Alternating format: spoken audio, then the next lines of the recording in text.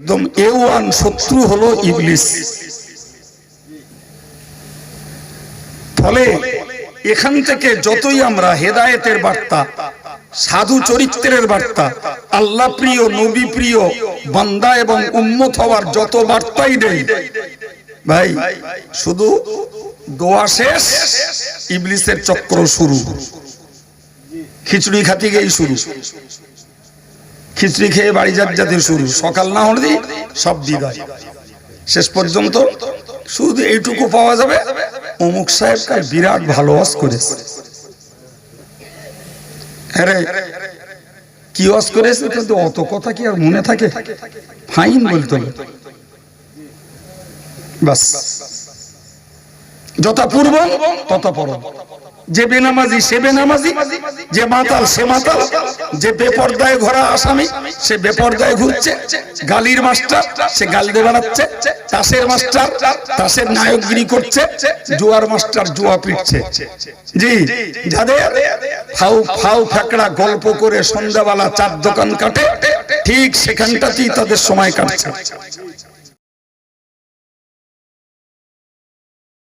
এবং time to time, period to period, যুগে যুগে আল্লাহ নবীদেরকে পাঠিয়েছেন।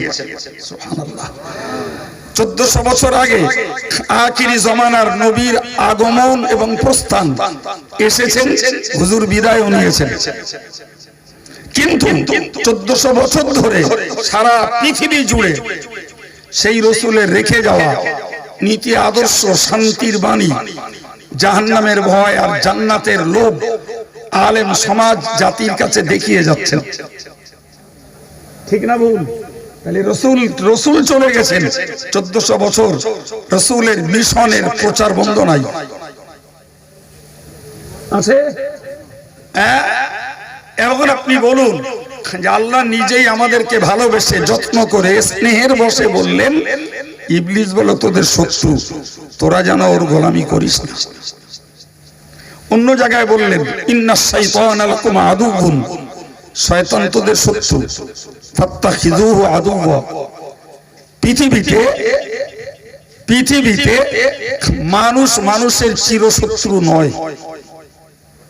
কথা মুখস্থ করুন, মানুষ মানুষের চিরশত্রু কোনদিন নয়। আজকের মনোমালিন্য হয়েছে, কালকের এলা মিলে যাবে। আজকে এক রাজনীতির পতাকা তোলে, কালকে ভোল খেয়ে আর এক রাজনীতিতে। গতকালকে যেটাই ছিল এরে কবরে দেশে, শ্মশানে দেশে, আজকে সেইটাই যে আবার জ্যান্ত করে তুলতেছে। কথা বলে আজকের ভাই ভাইয়ের মুখ দেখা দেখি নেই, কালকে ভাইয়ের দরদে ভাই ছুটছে। কথা বলে আজকে রাগ সামলাতে না পেরে ঝেঁকে বউ তালাক দিয়ে দিলে, একসঙ্গে 3 তালাক, এক কোষে 2 খণ্ড। আছে না নাই? যেই রাগ মিটে গেছে, ওই বউ আবার নেওয়ার জন্য বাতিক চাগিয়েছে। কি হবে, 2টো বাচ্চা, কি করি, ওর প্রতি আমার তো দরদ কম ছিল না, রাগের মাথায় করে ফেলেছে হুজুর, এখন কি করে জোড়া দেওয়া যায়? আছে না নাই? জি, তাহলে চিরশত্রু মানুষ মানুষের নয়। আল্লাহ বললেন তোর চিরশত্রু হলো শয়তান। এর থেকেও বড় শত্রু তোর ইহকাল এবং পরকালে আর কেউ নেই। অতএব তুই মানুষকে শত্রু ভাবিস না, তোর শত্রু শয়তান, এইটাকে ভাব। তোর শত্রু শয়তান, তুই এইটাকে ভাব। সে শত্রুতা করবে নামাজে বাধা দিয়ে, সে শত্রুতা করবে রোজায় বাধা দিয়ে, সে শত্রুতা করবে সততায় বাধা দিয়ে, সে শত্রুতা করবে স্বচ্ছতায় বাধা দিয়ে, সে শত্রুতা করবে তোর হালাল পথে বাধা দিয়ে, সে শত্রুতা করবে তোর অবৈধ পথে ইনকাম করিয়ে, সে শত্রুতা করবে গীবত, গেল্লা, চুগলি, মিথ্যাচারিতার ভিতর দিয়ে, সে শত্রুতা করবে তোর দ্বারাতে কোটনামি, মিথ্যা অপবাদ, কুৎসা রটিয়ে দিয়ে, সে শত্রুতা করবে তোর চরিত্রটাকে ধ্বংস করে দিয়ে, সে শত্রুতা করবে তোকে তাসে, জুয়ায়, গানে, মদে, বিচিত্রা অনুষ্ঠানে, চিত্ত বিনোদনে ডুবিয়ে সবগুলো শয়তানের চক্র সবটাই। সুতরাং সে যখন তোর শত্রু, ফাত্তাখিযুহু আদুওয়া, তুই ওই একটা জাতকেই শত্রু রূপে শুধু চিহ্নিত কর, আর কাউকে না। সম্মানিত ভাইরা, আমি আপনাকে বুঝিয়ে বুঝিয়ে এই জায়গা পর্যন্ত এনেছি, বোঝাতে চেয়েছি এত বিপুল পরিমাণ ওয়াজ নসিহতের পরেও মানুষের জীবনের পরিবর্তনের সংখ্যা কম কেন, আর না বেড়ে এখানেই রেজাল্টটাকে আউট করি। তার একান্ত কারণ হলো ভাই, এদের একদম A1 শত্রু হলো ইবলিস। ফলে এখান থেকে যতই আমরা হেদায়েতের বার্তা, সাধু চরিত্রের বার্তা, আল্লাহ প্রিয়, নবী প্রিয় বান্দা এবং উম্মত হওয়ার যত বার্তাই দেই ভাই, শুধু দোয়া শেষ, ইবলিসের চক্র শুরু। খিচুড়ি খাতে গিয়েই শুরু, খিচুড়ি খেয়ে বাড়ি যাতে শুরু, সকাল না হলে সব বিদায়। শেষ পর্যন্ত শুধু এইটুকু পাওয়া যাবে, অমুক সাহেব বিরাট ভালো ওয়াজ করেছে। আরে কি ওয়াজ করেছে, কিন্তু অত কথা কি আর মনে থাকে? ফাইন বলতে হবে বাস। যথা পূর্ব তথা পরম। যে বেনামাজি সে বেনামাজি, যে মাতাল সে মাতাল, যে বেপরদায় ঘোরা আসামি সে বেপরদায় ঘুরছে, গালির মাস্টার সে গাল দিয়ে বেড়াচ্ছে, তাসের মাস্টার তাসের নায়কগিরি করছে, জুয়ার মাস্টার জুয়া পিটছে। জি, যাদের ফাউ ফাউ ফ্যাকড়া গল্প করে সন্ধ্যাবেলা চার দোকান কাটে, ঠিক সেখানটাতেই তাদের সময় কাটছে, কোনো পরিবর্তন নেই। তাহলে আমাদের ভালো পথের প্রধান এবং একক শত্রু হলো ইবলিস। এই এক ইবলিস সকল চক্রকে সব খেলাচ্ছে একলাই। আপনি যে কোনো নবীর লাইভ দেখুন তাই পাবেন, পরবর্তীকালে আলেমদের লাইভ দেখুন তাই পাবেন। এখন আমাদেরকে সিদ্ধান্ত নিতে হবে। জি, কি সিদ্ধান্ত নেবেন? একটা আয়াত বলছে, কোরআন শরীফে আল্লাহ বলেছেন কিয়ামতের দিনে ফয়সালা হয়ে যাবে, জান্নাতীদের জন্য জান্নাত, জাহান্নামীদের জন্য জাহান্নাম। তো জাহান্নামের যারা নির্বাচিত হবে তারা জাহান্নামের দোরগোড়ায় সব ওয়েট করবে। ইবলিস কোথায় ছিল ও দুম করে চলে আসবে। এই ছেলে, হয় বস নয় খস।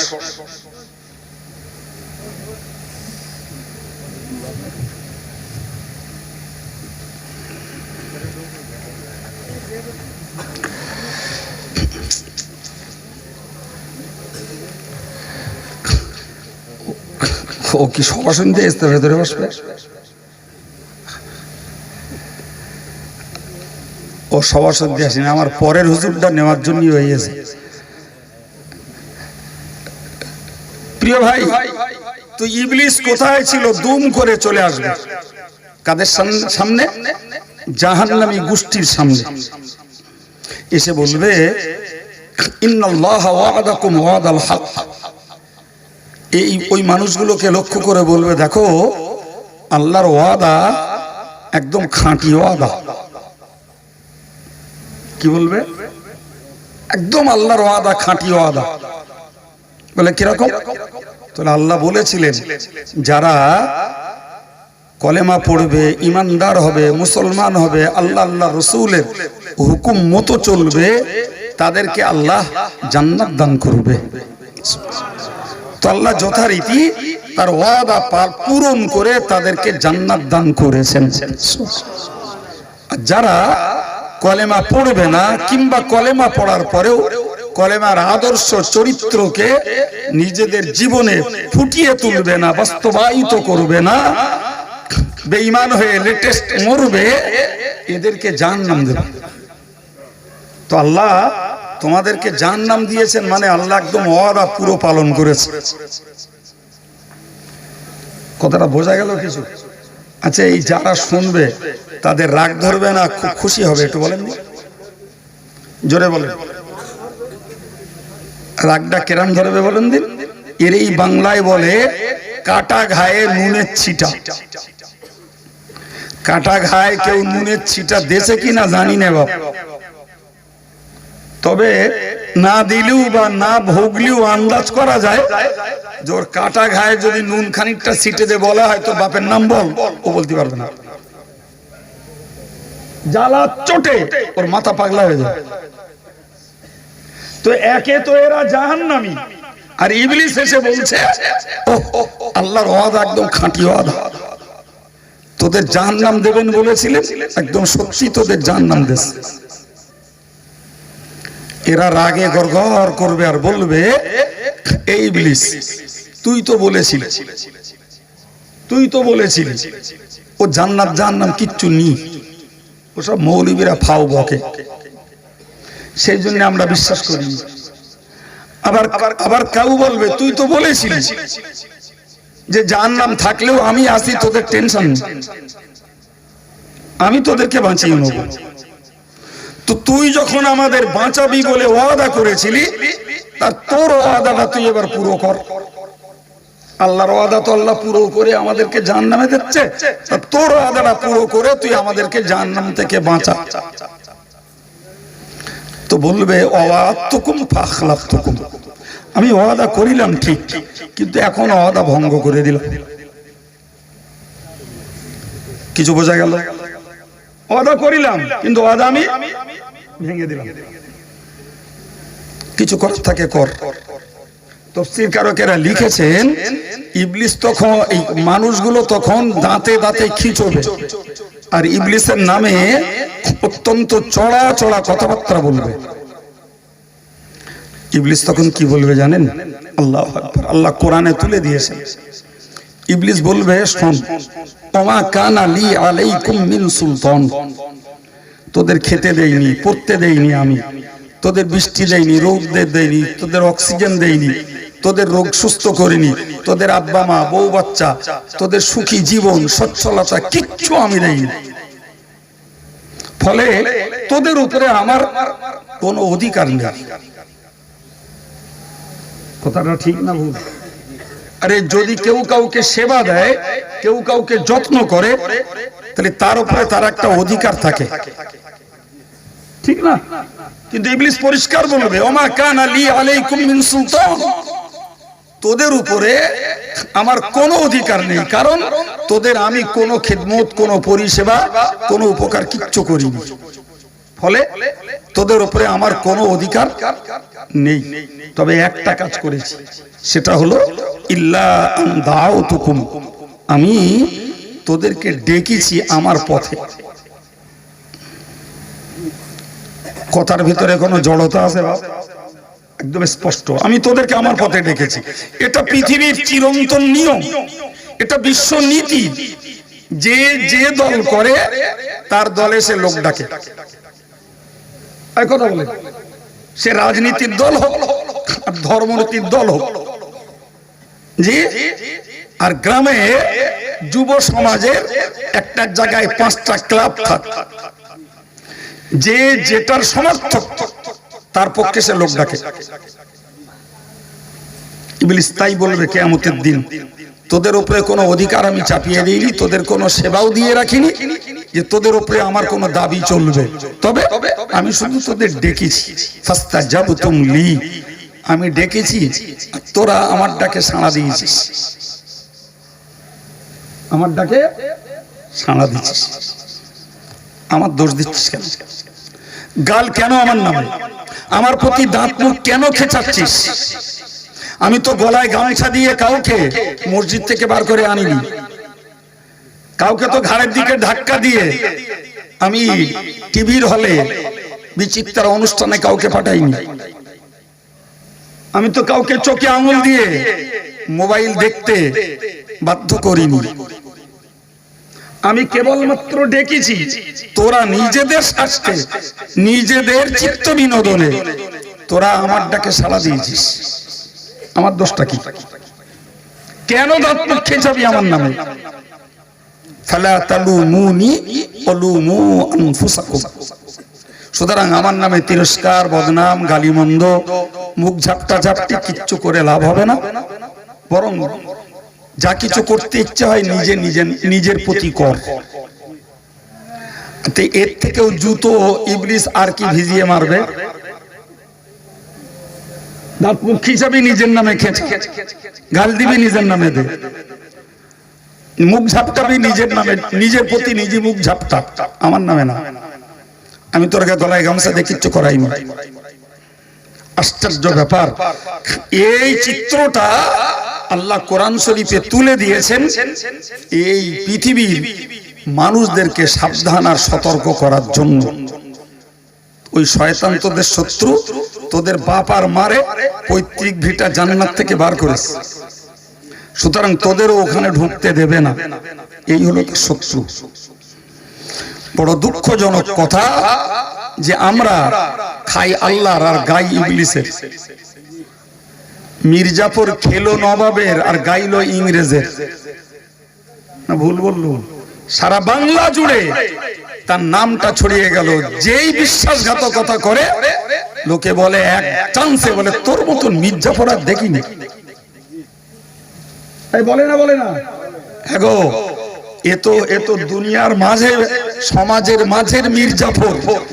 এখন যদি আল্লাহর সঙ্গে বান্দার মাঝে মির্জাফর খোঁজা হয় তো সে মির্জাফর তো গুনে কুল করা যাবে না। কোটি কোটি মির্জাফর তো তৈরি হয়েছে। বাংলা জুড়ে বলি, ভারত জুড়ে বলি, বিশ্ব জুড়ে বলি, কোথায় দেখবে খোদার শত্রু আর খোদার প্রতি বিশ্বাসঘাতক মির্জাফরে ভরে গেছে। বরং যে কটা বেঁচে আছে এই কটায় দায় ঠেকেছে। এই কথা বলে কেউ যদি সাধু জীবন, নামাজ, কালাম, জিকির, ফিকির, তাসবিহ, তাহলিল, জি, হারাম বাদ দিয়ে হালাল, অন্যায় বাদ দিয়ে ন্যায়, মিথ্যা বাদ দিয়ে সত্য, জি, পণ বাদ দিয়ে বিনা পণে বিয়ে, জি, সবগুলো যদি ইসলামের পক্ষে করতে চায়, ওই হলো এখন সমাজের সবথেকে কোণঠাসা।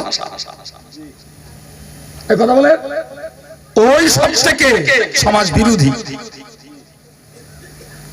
জি, দেখছেন না সন্ত্রাস চালায় আমেরিকা, দোষ হয় মুসলমানের। সন্ত্রাস চালালো ফেরাউন, দোষ মুসার। সন্ত্রাস চালালো নমরুদ, দোষ ইব্রাহিমের। সন্ত্রাস চালালো আবু লাহাব, আবু জাহালরা, দোষ মুহাম্মাদের। কথা বলে ঠিক ততই বছর সমাজে যারা আল্লাহওয়ালা তারাই সমাজে নেগলেক্টেড, তারাই অবহেলিত, তারাই লাঞ্ছিত, তারাই বঞ্চিত, তারাই সমাজের কাছে চাপের মুখে। তুই পনের শাদি খাবি না, দেখি তোর মেয়ে কি করবে দিস। শুরু হয়ে গেল গ্রুপবাজি। কথা বলে প্রিয় ভাই আমার, তো আমি আপনাকে বোঝাতে চাইছি, উপলব্ধি করার দরকার।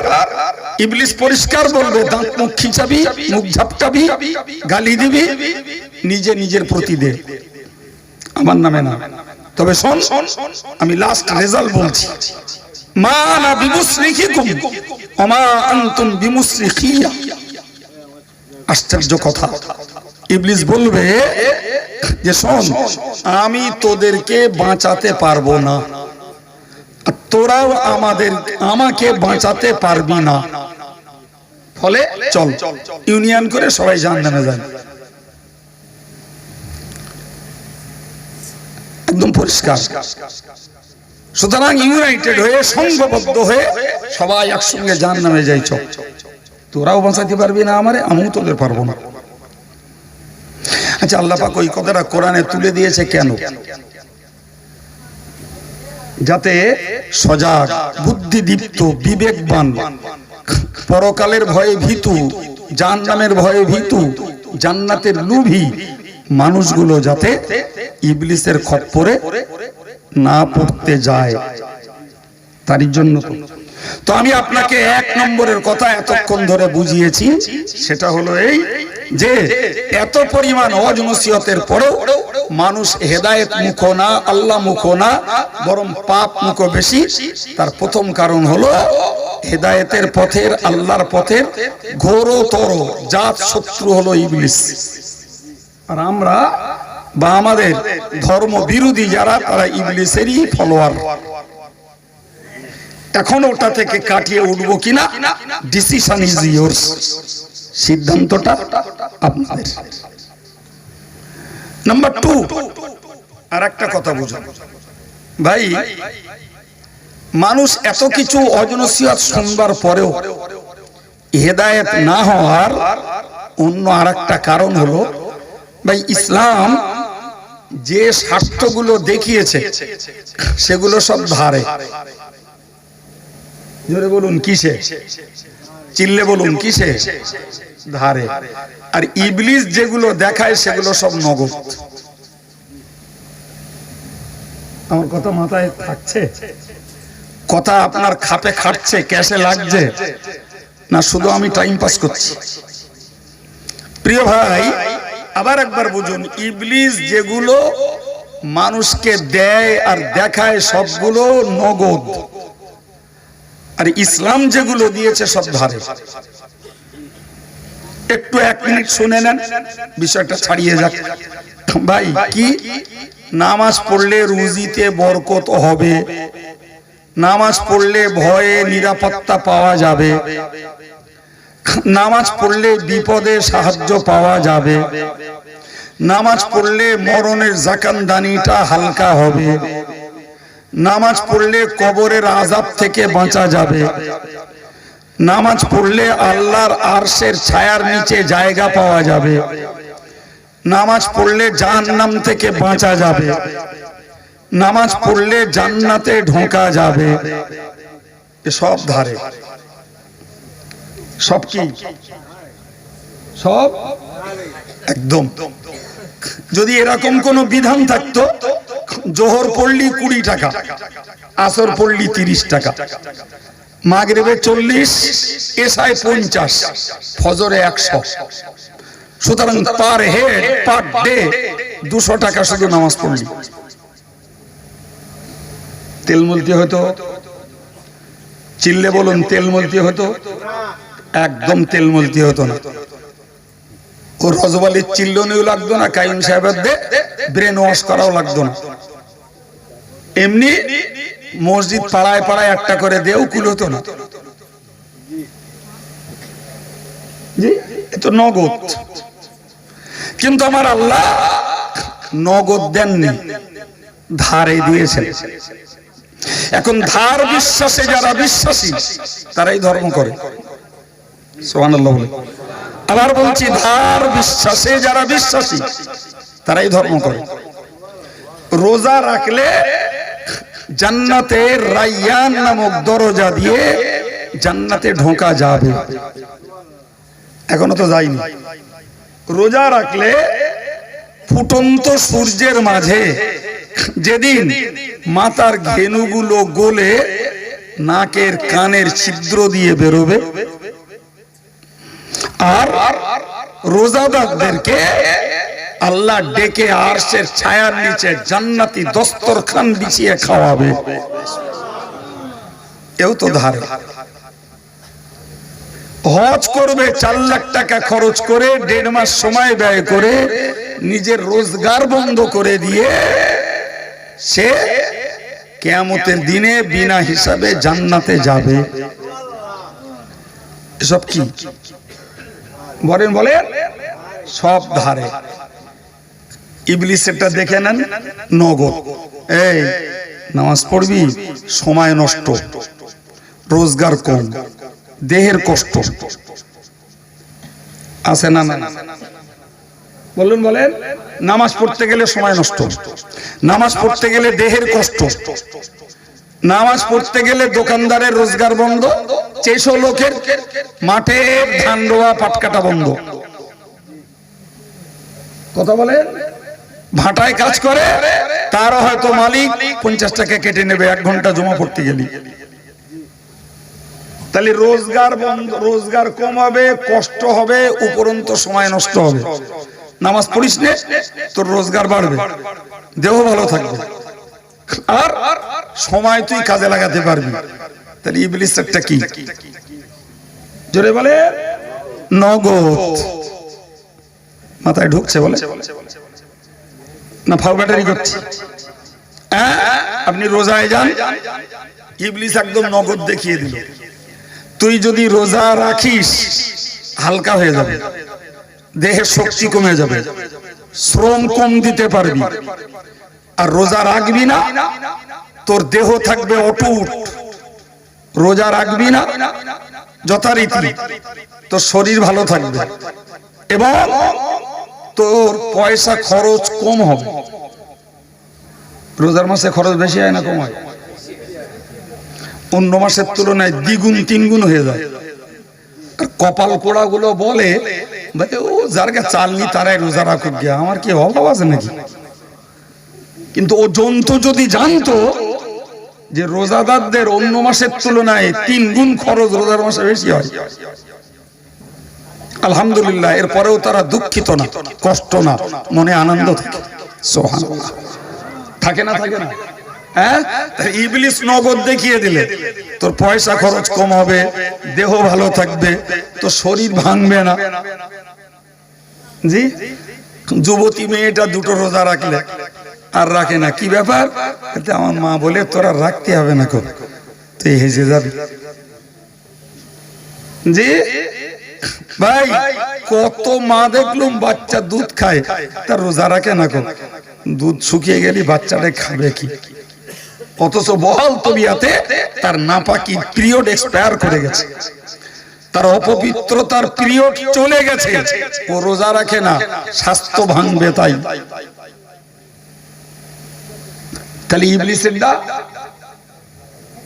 জোরে বলে নগদ, আর আল্লাহর ধার। তুই সত্যি কথা বলবি, কানের গোড়ায় একটা দাবড়া খাবি, আর মিথ্যা কথা বলবি, মান বাঁচবে, মার খাতি হবে না, হয়তো তাতে 200-500 টাকা রোজগার হবে। এ খেড়ে আছে না নেই?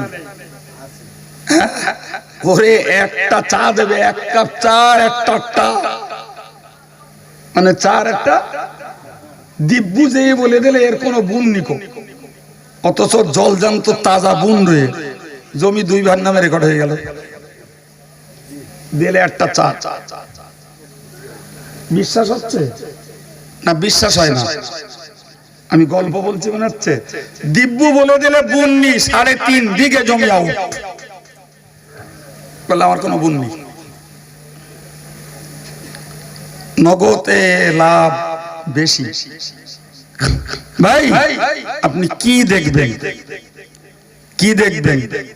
আল্লাহ বললেন তুমি যদি হালাল খাবার খাও, তোমার ইবাদত, আমল, নামাজ, জিকির, রোজা, তাসবিহ, হজ সবগুলো কবুল হবে। সুবহানাল্লাহ।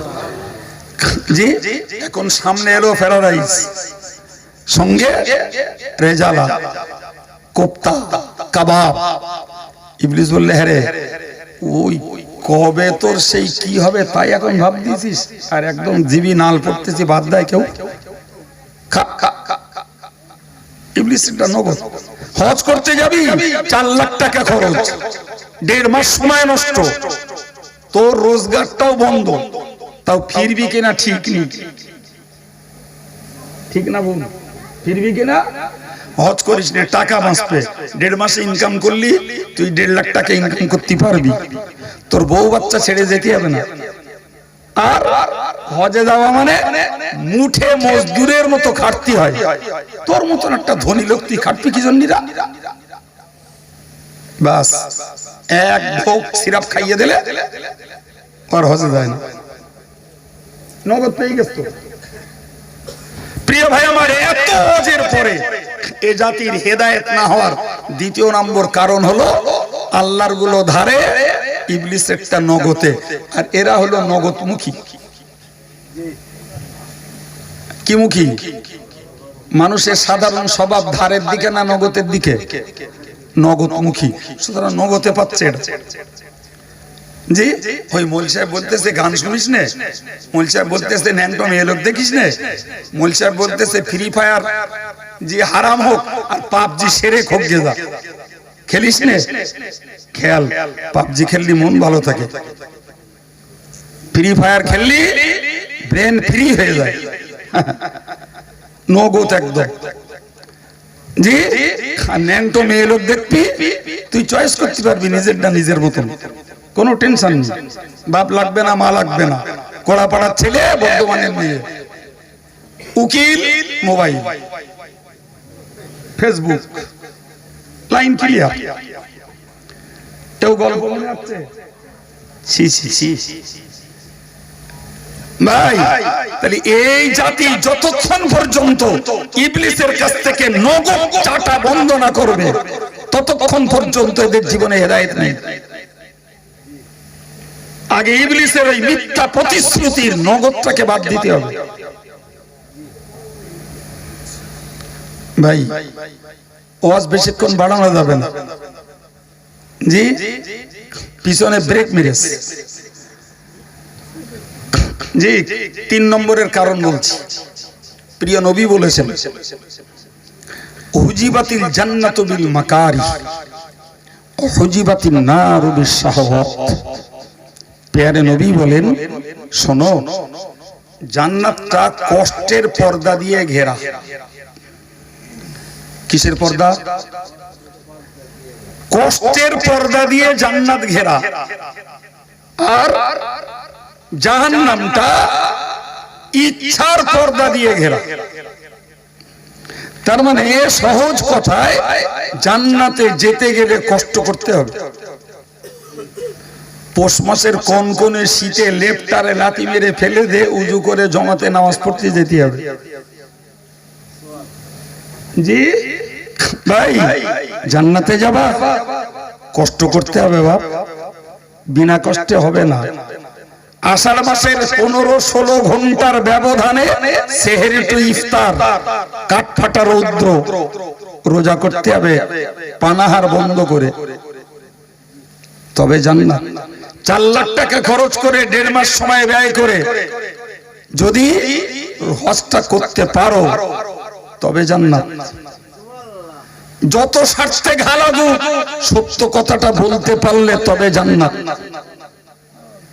এমনি নয়, খাওয়া না হোক হালাল রোজগারটা করো, তোমার পাশের হারাম খোরটা সে গোশ মাছ ডাল ভাত, গোশ মাছ খাক, তুমি হালাল রোজগার করে শাক ডাল ভাত খাও। কষ্ট করো, কষ্ট করো। আগে শুধু মদদেরা সুদ খেত, এখন মেয়ে মরদে গোষ্ঠী শুদ্ধ সুদ খাচ্ছে। অভাবে নয় স্বভাবে, অভাবে নয় অতিরিক্ত উন্নতি করতে। হ্যাঁ রোজগার কম হোক, সমিতি করাটা বাদ দাও, গ্রুপ লোন নিয়ে সুদী সুদ সহ ঋণ শোধ করার ধান্দাটা বাদ দাও। কষ্ট হোক, ওরা ভালো খাক তুমি খারাপ খাও, ওরা 2 তলায় বাস করুক তুমি 2 চালায় বাস করো, ওরা ট্যাটন টেরিকট পড়ুক তুমি মার্কিন থান পড়ো, ওদের বাচ্চাগুলো কেজি স্কুলে পড়ুক তোমারটা প্রাইমারিতে পড়ুক, ওদের ট্রিটমেন্ট নার্সিং হোমে হোক তোমারটা প্রাইমারি হসপিটালে হোক। বহুমুখী কষ্ট স্বীকার করো তবে জান্নাত। এমনি এমনি থোড়াই তুমি সঠিক করে ধর্ম করবে, গাল শুনবে না, জান্নাতে যাবে? ভেবেছো কোনদিন যে নবীর থেকেও নিখুঁত নিদাগ শ্রেষ্ঠ ব্যক্তিত্ব গোটা বিশ্বের দ্বিতীয় কেউ নয়? সেই নবী তার জীবনে বহুমুখী গাল শুনেছেন, জাদুকর, মস্তিষ্ক বিকার, মিথ্যাবাদী, পাগল, চরিত্রহীন। আমার নবীকে শুনতে হয়েছে, কারণ একটাই, নবী ছিলেন লা ইলাহা ইল্লাল্লাহর ধ্বজাধারী, নবী ছিলেন কলেমার পতাকার বিজয় উড়ানোর পক্ষে।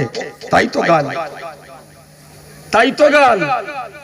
জি সম্মানিত ভাইরা, সুতরাং জান্নাতে যদি যেতে হয় আল্লাহ আল্লাহর রাসূলের আদেশ পালন করতেও কষ্ট করতে হবে, নিষেধ ছেড়ে চলতে যেও কষ্ট করতে হবে। জি, কত মহিলা বেপরদায় ঘুরে, তারা চিত্ত বিনোদন করে। ভাই ফসলাচ্ছে যুবকগুলোর। ঠিক ওই সমাজে কিছু মহিলা পর্দা করায় ঘর কোনো হয়ে থাকবে। ওদেরও তো নফস আছে, ওদেরও তো মন চায় যে এদের মতন একটু বাইরে ঘুরবো। কথা বলছেন না কেন? হ্যাঁ ভাই, স্টেশন মাঠে ফুটবল খেলা হবে, চাঁদা দেবে। যারা যায় ইবলিস ওদেরকে ড্রাইভিং করে নিয়ে যায়। যারা যায় না, এদেরও পা আছে, এদেরও মন আছে, এদেরও যেতে ইচ্ছা করে, যায় না। খেলা না জায়েজ, খেলা দেওয়া না জায়েজ, করা না জায়েজ, দেখা না জায়েজ, চাঁদা দেওয়া না জায়েজ। সুতরাং অতগুলো পাপ করা যাবে না, ওতে যাব না। কথা বলেন, এখন যদি অন্যায় থেকে বাঁচতে হয়, গান শুনবো না, ফ্রি ফায়ার দেখবো না, পাবজি দেখবো না, জি নেকেড পিকচার দেখবো না, হাতে মোবাইল অ্যান্ড্রয়েড সেট, জি ইউটিউব খুললেই কত নাচে নাচিয়ার নাচ, কত ন্যাংটো মেয়েদের ছবি, কত কিছুই দেখানোর ব্যবস্থা করা আছে। আমার কাছেও আছে অ্যান্ড্রয়েড সেট, কম বেশি 10,000 বই আছে।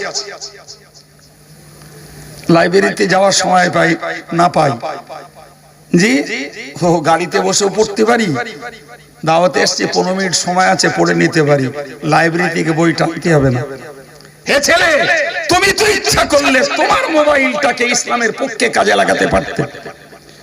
আমি আরবি পড়তে পারি, উর্দু পড়তে পারি, বাংলা পড়তে পারি, জি ফার্সি পড়তে পারি কম বেশি। তুমি তো কিচ্ছু পারলেও বাংলাটা তো পারো। খোলো, তুমি কি নেবে তোমার মোবাইলে? বাংলা কোরআন নেবে, তাফসীর নেবে, হাদিস নেবে, ফতোয়া নেবে, ইসলামের ইতিহাস নেবে, প্রিয় নবীর জীবনী নেবে, কোনটা চাই? জান্নাতের বয়ান নেবে, জাহান্নামের বর্ণনা নেবে, কি চাই? একই টাকায় মোবাইল কিনে আমি ওই মোবাইলটাকে ইসলামের পক্ষে কাজে লাগিয়ে আল্লাহর পথে হাঁটছি। সেই টাকায় মোবাইল কিনে তুমি ইবলিসের পথে হেঁটে তোমার নিজের দেহে তুমি নিজে আগুন লাগাচ্ছ। কথা বলে। সুতরাং আল্লাহ আল্লাহর রাসূলের পক্ষে যদি কাজ করতে হয় কষ্ট, আল্লাহ আল্লাহর রাসূল যেগুলো নিষেধ করেছেন বাদ দিতে হয়, তাতেও বলেন কষ্ট আছে না? না, সুদ বাদ দেবেন, মদ বাদ দেবেন, গান বাদ দেবেন, জুয়া বাদ দেবেন, চিত্ত বিনোদন বাদ দেবেন, কষ্ট হবে না? মন হালু চালু করবে। ওই হালু চালু করা মনটাকে লাগাম লাগিয়ে রাখাই হলো জিহাদ। সুবহানাল্লাহ, ওটাই জিহাদ, ওটাই জিহাদ। মন তো আমার চাইবেই, আমার নফস তো মরে যায়নি, জিন্দা আছে। আমার পিছনে লাগানো শয়তানটা তাজা সক্রিয়। সুতরাং আমাকে তো ওই হারামের পথে নিয়ে যেতে চাইবেই। তার সঙ্গে মোকাবেলা করে নিজেকে আমি দাঁড় করাবো, এটাই জিহাদ, ওটাই কষ্ট। প্রিয় ভাইরা, সম্মানিত ভাইরা, প্রিয় যুবক ছেলেরা, পর্দানসীনা সম্মানিতা মায়েরা, সশ্রদ্ধ সম্মান, স্নেহ, শুভেচ্ছা জানিয়ে নিবেদন করছি, মনে রাখা দরকার জান্নাত কষ্টের পর্দা দিয়ে ঘেরা। ঠিক উল্টো দিকে জাহান্নাম ইচ্ছার পর্দা দিয়ে ঘেরা। কোনো টেনশন নেই, জাহান্নামে যাওয়া বিরাট সহজ, ভীষণ সহজ। কিচ্ছু করতে হবে না তো, কিচ্ছু করতে হবে না। জি কেউ একটা আমার নামে একটা কাঁচা গাইল দেয়, টাকা খরচা হবে না, কষ্ট হবে না, সময় নষ্ট হবে না, 3 সেকেন্ডের মোকদ্দমা, একটা গাল দেয়, 1 মুহূর্তে কাফের হয়ে যাবে। এই কথা বলছেন না কেন? কাফের হলে তার ঠিকানা কোথায়? হ্যাঁ, কেউ আল্লাহ আল্লাহর রাসূলের কোন নির্দেশকে লঙ্ঘন করুক, যেমন উদাহরণস্বরূপ দুর্বাদ দে তো নামাজ পড়ে কি হবে, ও বেঈমান, উতি জাহান্নাম। কেউ বলল বাদ দে, এই জমানায় সুদ সুদ মানতে গেলে চলে না, হতো ও বেঈমান, ওর ঈমান নষ্ট। জি কেউ বলল যা সকালবেলা গানটা দেছে না সোনার মতন, তোমার ঈমান শেষ, তোমার জাহান্নাম ডাকছে। কথা বলে, তাহলে জাহান্নামে যাওয়া সহজ না কঠিন? জোরে বলে। সুতরাং জাহান্নামে যাওয়া ভীষণ সহজ। এই জন্য রাসূল বলেছেন হুজিবাতিন নারু বিশাহওয়াত, জাহান্নামটা ইচ্ছার পর্দা দিয়ে ঘেরা, কিচ্ছু করা লাগে না। সামান্য টুকটাক ছুটছাট ছোটখাটো কিছুতেই জাহান্নামে চলে যাওয়া যাবে।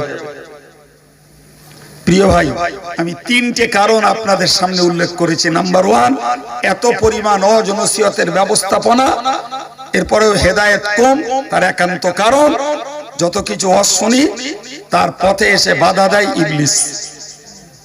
নাম্বার 2, আমরা নগদমুখী ধারমুখী নই। আল্লাহর গুলো ধারে, ইবলিসের গুলো নগদে।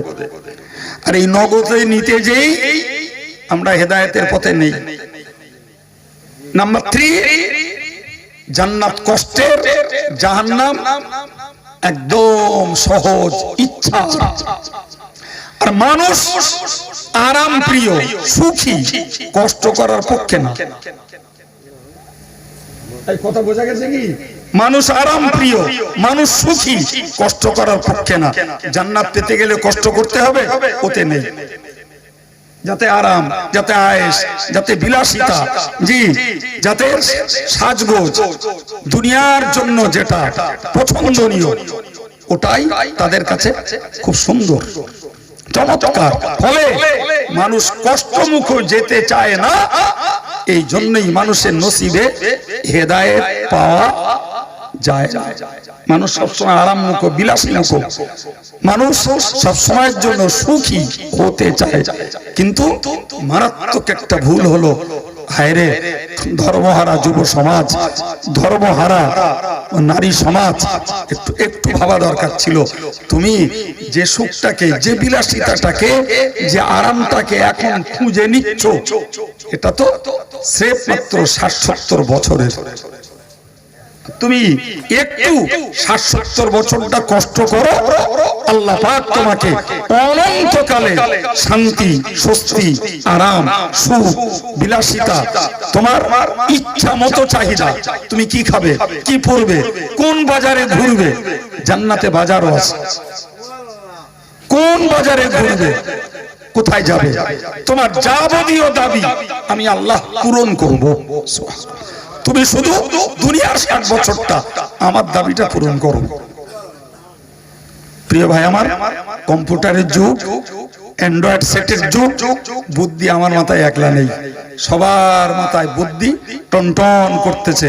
বড় আমার মতো মৌলবীর তুলনায় কত হাফেজ সাহেব, মৌলী সাহেব, মুয়াজ্জিন সাহেব, ইমাম সাহেব, আর কত ডাক্তার, মাস্টার, ব্যারিস্টার, মিনিস্টার, আর সাধারণ জনগণ কত বুদ্ধিমান রয়েছে তার ইয়াত্তা নেই। ফলে আমি কারুর ঘাড়ে চাপিয়ে দিতে পারি না। আমি আপনাদের সঙ্গে একটা সুন্দর মত বিনিময় করেছি। এরপর লাস্ট ডিসিশন ইজ ইয়োর্স, শেষ সিদ্ধান্তটা আপনার। জি, লাস্ট ডিসিশন ইজ মাইন, শেষ সিদ্ধান্ত আমার, শেষ সিদ্ধান্ত ইন্ডিভিজুয়ালি, প্রত্যেকের নিজের নিজের।